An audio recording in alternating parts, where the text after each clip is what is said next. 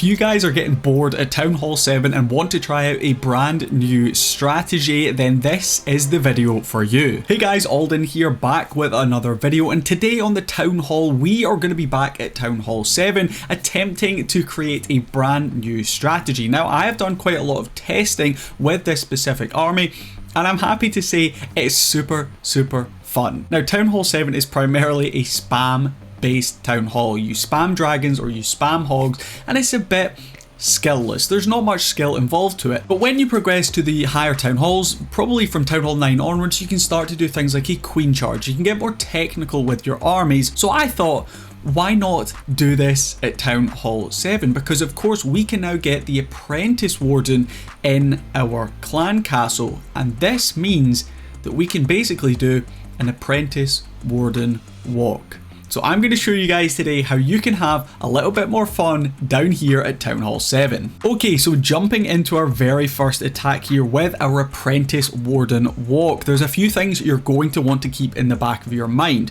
The first thing being, you must take down the clan castle troops, whatever is in there, with your Apprentice Warden or even some support troops, because they will crush your hog riders whenever you put them in.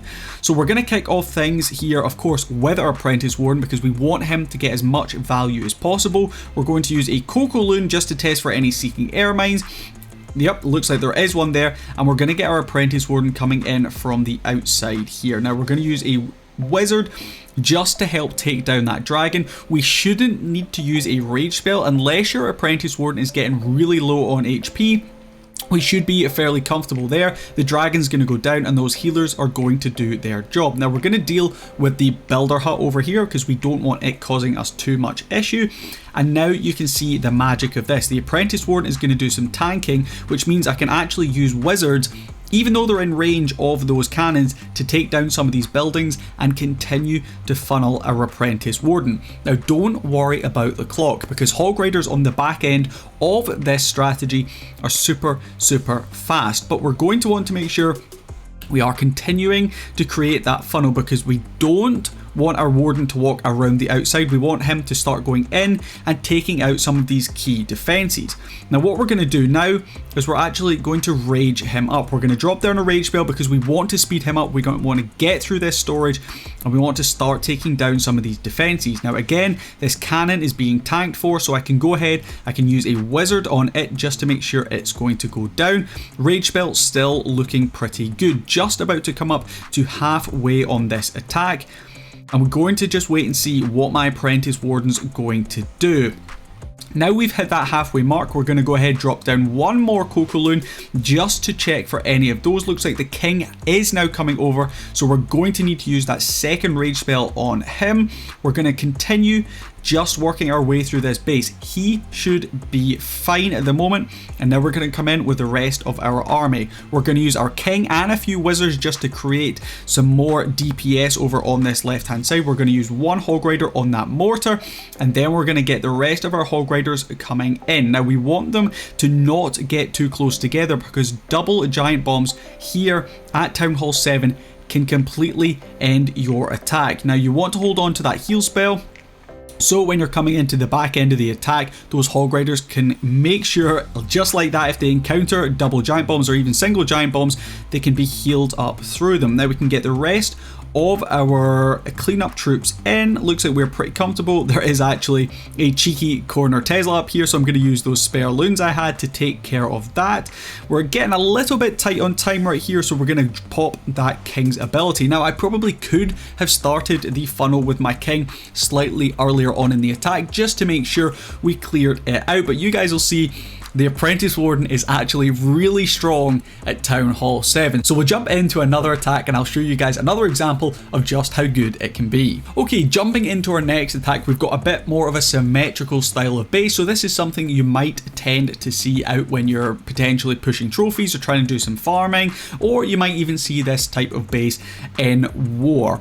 But again, the main thing you want to do here is get lots of value with your Warden charge, because you've got about a minute and a half to pretty comfortably let him do his thing. So once again, we're going to kick things off with him. We're going to get him down. use a Coquelude, make sure there is no seeking air mines in that area. Then we're going to go ahead and drop down our 4 balloons in behind. We're going to clear up the corner huts if there is any with a wizard on each. We're going to drop down 1 wizard just to help support and take down this dragon. Unfortunately, it looks like our wizard has gone down, so we may potentially, yep, we're going to need to use a rage spell there just to help our healers and the Apprentice Warden get through. But that's not the end of the world. We're going to use a wizard up the top just to help continue with the funnel. Now, the good thing about this attack strategy, you don't need any wall breakers because the Apprentice Warden can jump over walls, as can hog riders, and balloons can fly over the top of them. So right now we are looking pretty comfortable. We're going to use a loon up here on that mortar at the top because it should be hopefully out of range of anything. Yep, it's going to go down right there. Lovely stuff. Now, just about 1 minute gone on this attack.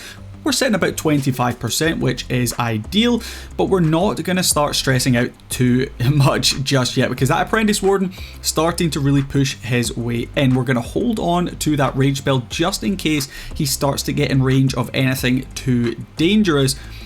But it looks like we're pretty comfortable. We're coming up to that halfway mark, so we're now going to use kind of the rest of our army here, or our push army.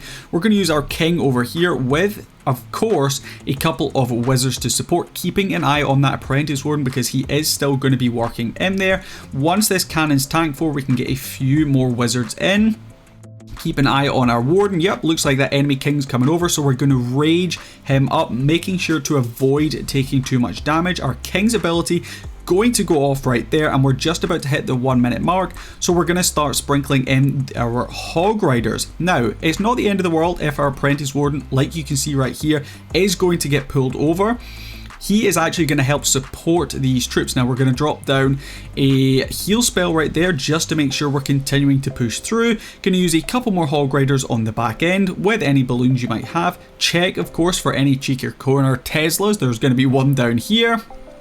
And as you guys can see, that is going to be a 3-star. Looks like there's actually another corner Tesla up here on that top section. So time may potentially be a bit of a factor, but as long as you've got plenty wizards and cleanup troops left up, it shouldn't hopefully be too much of an issue. Looks like our hog riders should hopefully help tidy up the rest of this base. The town hall is going to go down. The loons on that left hand side should hopefully tidy up. This one's actually going to be significantly closer than I was expecting, but like I said, you want to make sure you're getting plenty of value from that Apprentice Warden because at the end of the day, that is his job. He is coming in there to make sure he clears out a good chunk of the base. Your king's going to do another side, and then your hog riders are going to sweep right through the middle. Alright, so I'm going to go ahead and do one more of these style of attacks because I'm having such fun with this Apprentice Walk strategy. So the goal here, of course, like I said, clan castle and enemy king if you possibly can. Now the CC is really centralized here, so it's going to be difficult to lure out that clan castle, and we're going to need to be very careful. But we're going to start off with our Apprentice Warden actually on this king section of the base. We're going to drop in that Coquelude, and we're going to use those healers. Couple of wizards just to take down those corner huts, make sure they are out of the way. And that loon is actually going to go ahead, do a little bit of damage, but lure that important dragon out. Now we're going to need to rage this time because I'm just a little bit scared because we're that close to the enemy king. Going to get a wizard in just to help support, and it looks like that rage spell is going to help us push through the dragon as well as the enemy king, which is absolutely perfect for us. Apprentice Warden going to continue doing his thing on this top section of the base.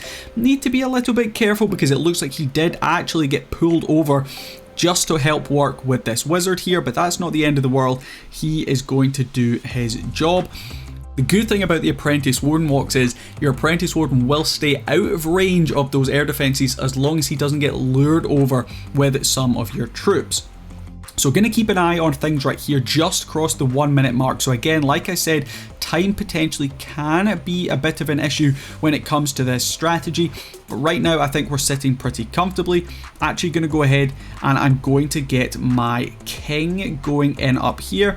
And I'm going to start sprinkling in some of these hog riders. Hopefully this top group isn't close enough to my Apprentice Warden because ideally we need that Apprentice Warden to continue doing some work. Lovely stuff. Okay, gonna get a few more of these Hog Riders coming in over on this side. We have one more Rage Spell which we can use on the back end. Gonna use that down here. And it looks like the Hog Riders unfortunately have got quite bunched up here, and we just need to make sure we're avoiding taking too much damage. Gonna lose a few of these Hog Riders, but right now we're sitting pretty comfortably.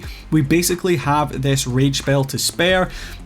Yeah, this is a really fun strategy. Things can go wrong, time potentially can be an issue, but if you want to just experiment a bit more at Townhall 7 and you want to have a bit more fun than just spamming dragons or just spamming in hogs, this is a really fun way of incorporating those, you know, Warden Walks or Queen Charges you might see at the high level all the way down to Townhall 7, picking up another 3-star with an Apprentice Warden Walk with Hog Riders. So hopefully you guys enjoyed this video. Hopefully this brought you a little bit of fun down here at Townhall 7. If you did enjoy this video, we'd really appreciate it if you could leave a like and a comment letting us know if you've tried out this strategy and how you got on. And if you enjoy and want to see more videos just like this one, you can go ahead and subscribe to the Townhall down below. But thank you so much for watching, and we'll catch you guys in the next video. Peace.